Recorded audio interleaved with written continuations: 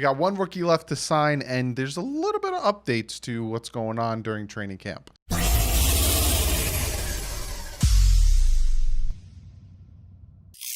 What is up, Fin fans? Yes, we signed one more rookie, which means we got one left to go. And we got some updates to what's going on with this training camp situation. Then we're going to you guys comments of the day. So yes, Noah Igbinoghene, our 30th overall pick, signed his contract, 4 years, $11.25 million, 9.4 guaranteed. All that's left is Robert Hunt, the right tackle or guard, whatever you think he is. But I'm thinking he's going to be a right tackle because he played right tackle the last year of college. He's the last one to sign, our first second round pick. So it's going about the way I think it's going to go. You know, no one's really showing up to the building because of what's going on. So, yeah, we bring in Noah. I think we're one of the few teams that is all but one left. Some teams don't barely have their first, and we're done with our first. So that's pretty good. Now let's jump into probably what you're looking at the title and wanting to hear about, get more in-depth knowledge about with the training camp preseason situation. So this is what's happening so far, right? We know that the NFL said they want to eliminate 2 preseason games. The NFLPA came back and said, listen, we talked to the players. We did a poll. They don't want any preseason games. Then there's a whole debacle about the pay. They wanted to take a certain percent of their money away to still play, to compensate for this. There's a lot of back and forth. This is unprecedented time. The stuff that's happening in the world, it's just you can't really prepare for this.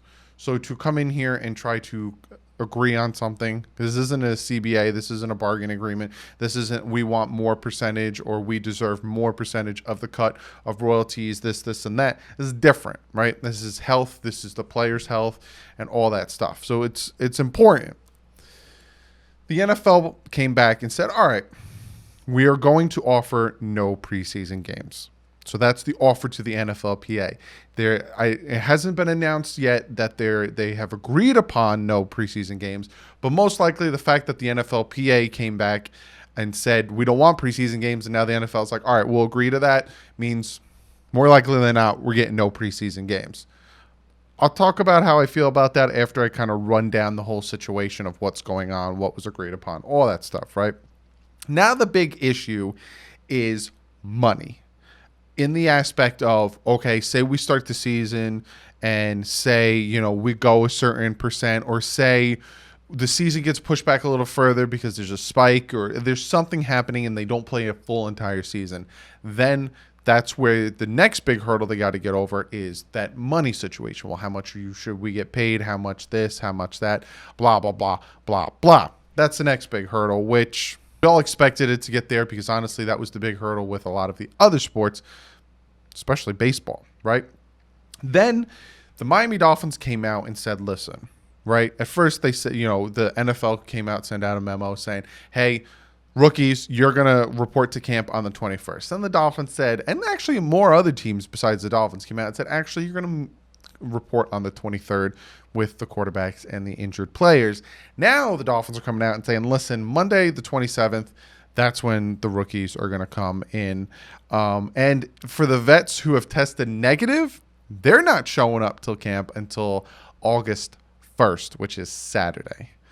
So there's a lot that's happening, a lot that's moving. Again, this should have been something that should have been talked about, especially when it comes to the money situation, especially when it comes to the preseason situation, especially when it comes to protocols and all that stuff.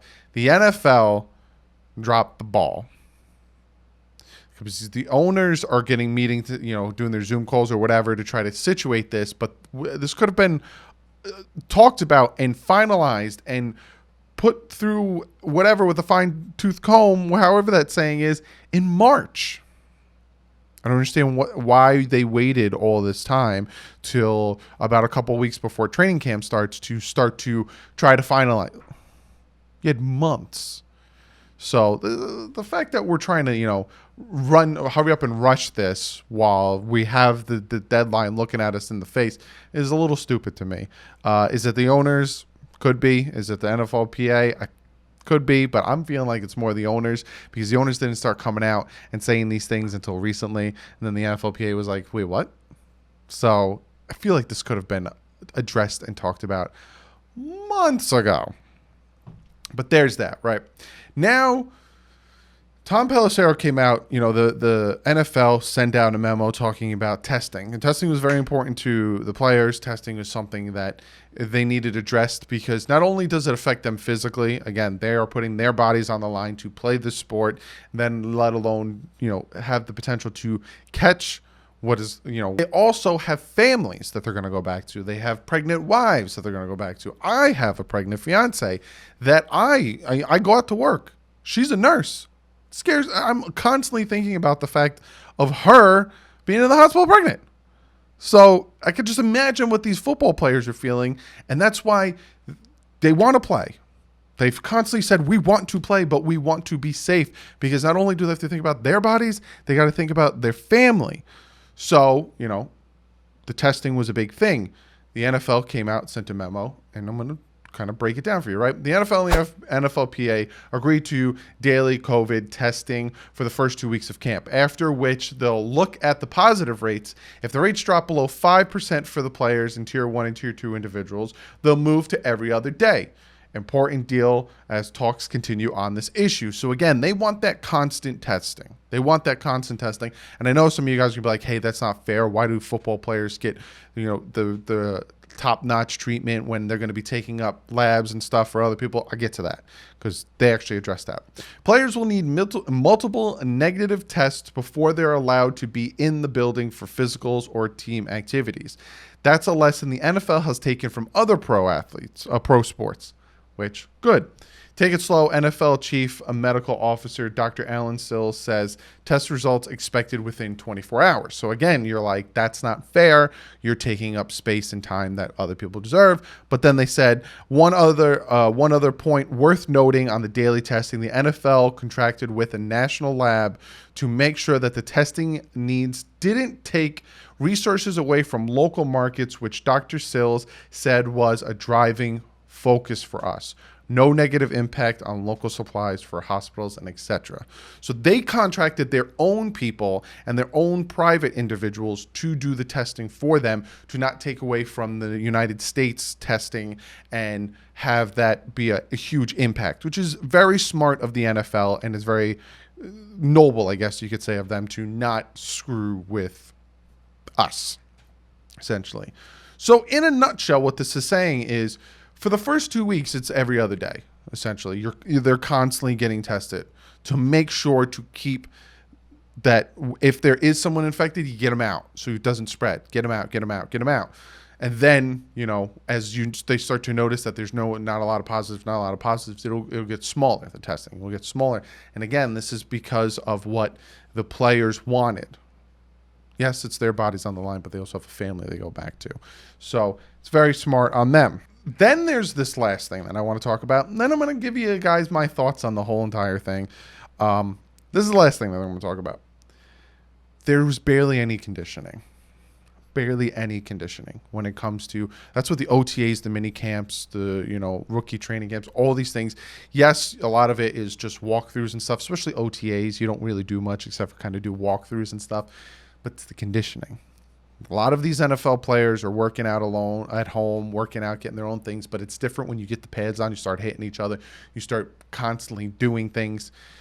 So I will say this, and I've read another person tweet about this: expect a lot of, or not a lot, but expect a higher amount of injuries when it comes to hamstrings, ACLs, ankles, shoulders, because the conditioning hasn't been there. They're literally going to go from end of July until September, maybe I think second week of September, with, just trying to get back into shape, football shape. Because yes, like I said, they've been doing it on their own, but trying to get back into shape. So expect that. But in a nutshell, my thoughts on this whole thing, no preseason. I think it's going to be weird, especially for us. We're dying to get football. And it's going to be hard for these fringe guys to try to make the team. They're just going to have to really bust their humps in practice. But there's the one thing that we know, and a lot of people know, is you could be a practice guy, but then all of a sudden you won't produce on the field. We've seen it with certain people. So it's going to be hard to see who makes the team and who doesn't. I got my training camp battle videos coming out, and it's just like, it's going to be hard. It's going to be hard to decide that thing.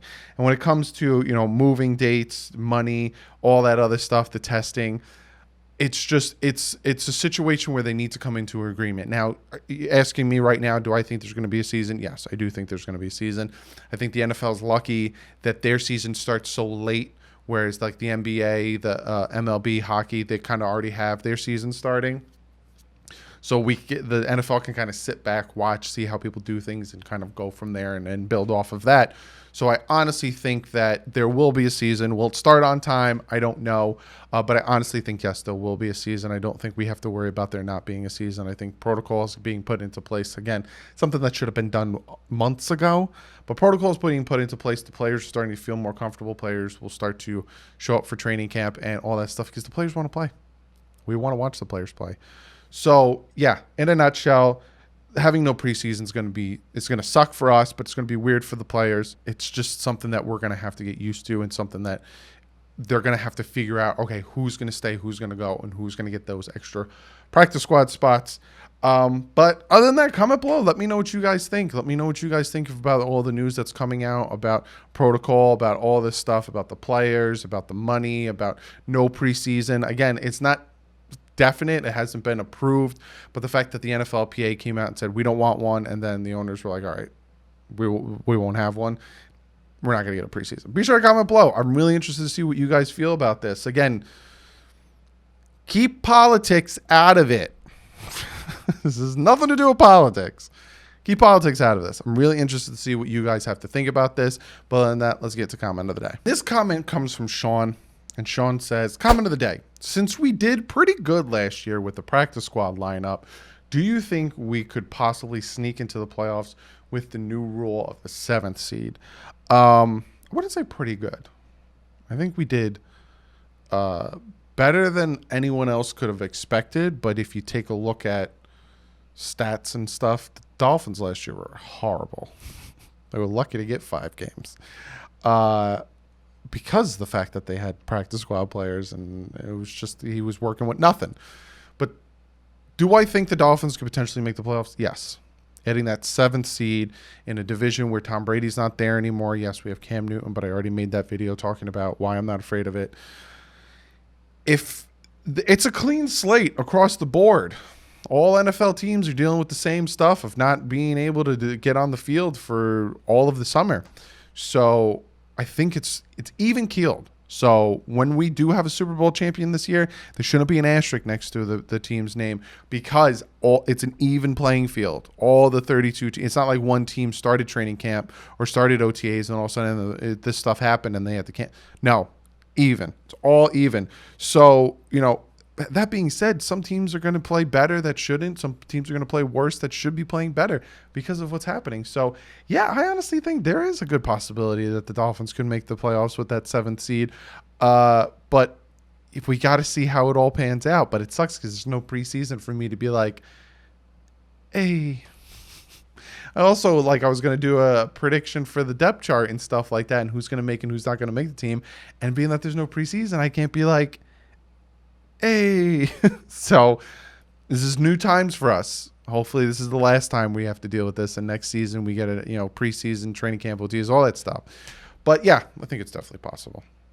But Sean, thank you for the comment. Like usual, guys, be sure to follow me on Twitter. As soon as all this news broke, I went out and tweeted it, gave you my thoughts, and then I was like, I'm going to make a late video tonight, which you guys are seeing. This is probably coming out around 11:30. Thought to myself, I'm still going to make a video, but if you guys want it first and foremost, if that's even the phrase, follow me on Twitter and Instagram. Fans Fan Network website's officially launched. Be sure to go over, check it out. You can see all 32 YouTubers, all 32 teams on there. I am the representation of the Miami Dolphins. So this video is being showed on Fan to Fan Network. Hello for everyone from Fan to Fan Network. Check out DolphinsTalk.com. That's another place you can see my content. Huge Dolphin website, podcasters, beat writers, YouTubers. Go check that out. Other than that, you'll see me now Wednesday, not tomorrow, because tomorrow's Tuesday still. You see me Wednesday. We're talking offensive line battles.